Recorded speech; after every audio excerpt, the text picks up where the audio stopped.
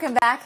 As Chicago Democrats gear up for continued resistance against federal law enforcement in what looks increasingly like a Civil War-style standoff, one lawmaker has decided to provide an alternative blueprint.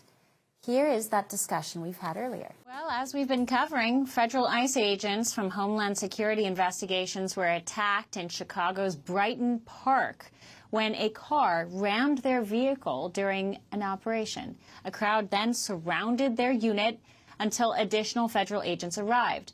Two suspects now face federal charges for using vehicles to assault and impede federal officers. Multiple law enforcement sources confirmed that Chicago police were ordered not to respond. We've heard audio recordings of this exact point, a consequence of Illinois' Trust Act and the city's sanctuary policy that limits local cooperation with federal immigration agents. Now, is that constitutional? That's another conversation. But for now, Chicago Police Superintendent Larry Snelling claimed officers did respond for crowd control, but DHS officials maintain that local backup was delayed. Now, one of the things that I will say when it comes to that location was separate from the shooting. That was where vehicles were rammed. I believe it was along 31st Street. I believe 3100 West 35th Street. We're still looking into that. This is something that was said over the air. And when I say we're still looking into it, this is part of our after action. Chicago reporter William J. Kelly, who was on this show not too long ago, confronted Chicago Mayor Brandon Johnson about the resistance with which local and state authorities have been meeting the federal agents. Watch this interaction. An illegal alien from Nicaragua grabbed a woman on the north side last week, bashed her head into the sidewalk, knocked her unconscious, and raped her. If that had been your wife, Stacy,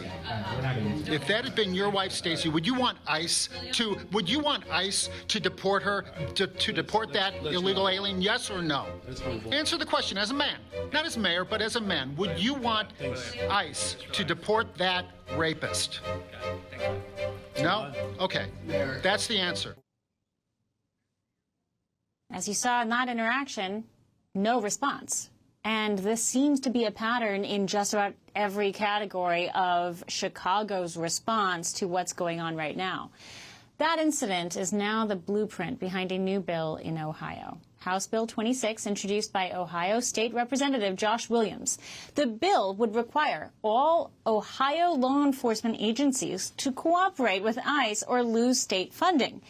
The Ohio Legislative Service Commission's analysis shows HB 26 would tie state grants and public safety funds to active coordination with federal immigration authorities, including compliance, reporting, and penalties for non-cooperation.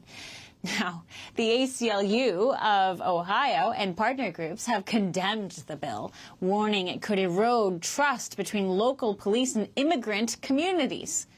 Ohio State Representative Josh Williams is a Republican from Toledo's 44th District, an attorney and a former community college professor. He grew up in poverty, experienced a lot of hardship on the streets, and put himself through law school. He's now serving as majority whip in the House in Ohio, and he's running for Congress there. Thank you for joining us, Josh. Thank you for having me on and talking about this very important legislation we have pending here in Ohio.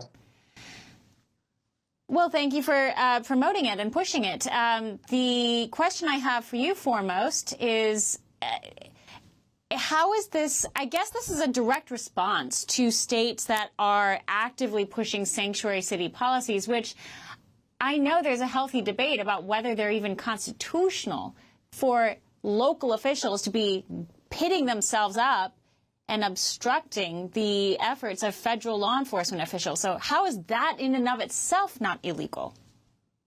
Yeah, I actually believe that it's a violation of federal law to obstruct federal immigration enforcement, especially through government agencies and elected officials. We've had several of our communities here in the state of Ohio, including my hometown of Toledo, become sanctuary cities. They're Democrat-controlled cities that are refusing to cooperate.